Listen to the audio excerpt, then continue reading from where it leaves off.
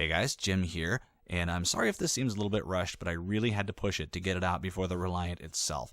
And I heard that Around the Verse may well be telling us all about it before this speculation video posts, so it may not be what I'd hoped it was, but tonight we're doing something a little bit different. Instead of reading directly from the RSI website and adding some silly pictures and animations, I scoured the internet for information on the Reliant, found some clues, and drew some conclusions about what we can expect. Then, I made some silly pictures and animations. At the time that I'm editing this video, it's all speculation, but I think it's very well-educated speculation. Also, I pushed this video out because we just hit 112 subscribers, 100 of which do not know me personally. So thanks to everyone, I'm really glad you're here. Without going into too much detail, I want to let you guys know that every subscriber and every comment helps me with my constant battle with gibbering insanity. So thank you guys very much. Now, the Reliant. There are actually some very compelling clues as to the looks and purpose of the Reliant. I think it's a salvage ship. Here's why. The original poll for a new starter ship that contained the Reliant had a mention that the Reliant is a commercial ship. To me, that means things like mining, transport, construction, demolition, and salvage. Mercenary, exploration, information brokerage, electronic warfare, and assassination are traditionally more adventuring territory, so all that really leaves is transport, mining, and salvage. MISC already has a two-seat transport ship in the $60 to $70 range in the Hull A, so I ruled that out. And the Reliant poll included a small mining ship, which got voted down, so this leaves me with salvage. Now, what does it look like? To figure this out, I Google stalked the two guys who were said to have the most to do with the project, David Hobbins and, pardon me if I butcher this name, Bassin.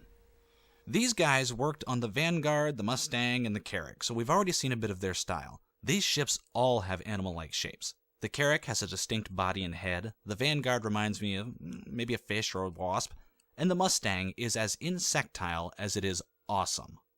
If we add some art from other non-Star Citizen projects, it becomes clear that these two men favor an organic, animalistic design. Hobbins even created a ship for the Clone Wars series that was, correctly, recognized by paleontologists as an Apatosaurus clavicle.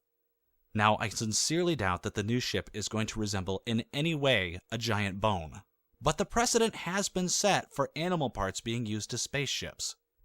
Mr. Bassin in particular has used a number of animals in various designs outside of Star Citizen. You can find a link to his art and Mr. Hobbins in the description below. They're awesome artists, check out their websites. So, we've established that animal styles are likely, but what about the MISC and Xi'an influence? First, the Xi'an. We already know that the Reliant will have a vertical fuselage and two seats, and we already have a vertical two-seat Xi'an ship. In fact, the cockpit puts me in mind of a World War II ball turret, and we're told the Reliant cockpit will glow with the finest Xi'an tech available. And David Hobbins used a similar design in one of his non-Star Citizen concept works.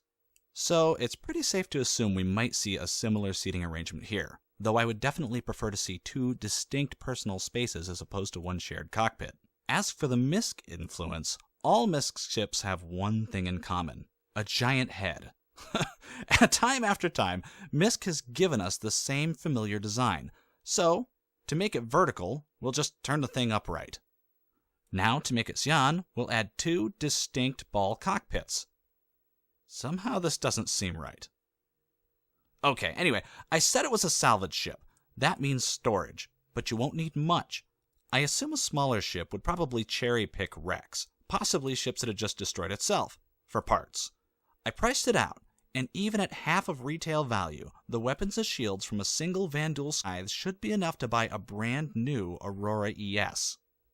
Considering the profitability of small-scale salvage, I'd say that 2 small cargo pods and maybe 1 top-mounted laser should suffice. This is a starter ship after all.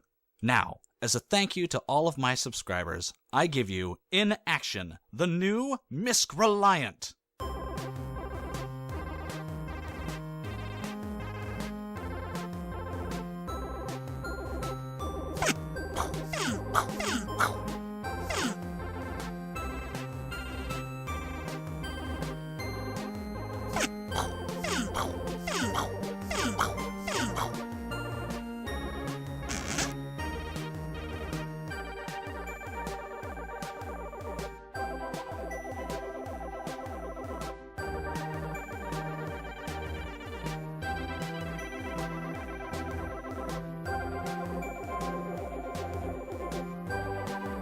And on that bombshell, good night, everybody.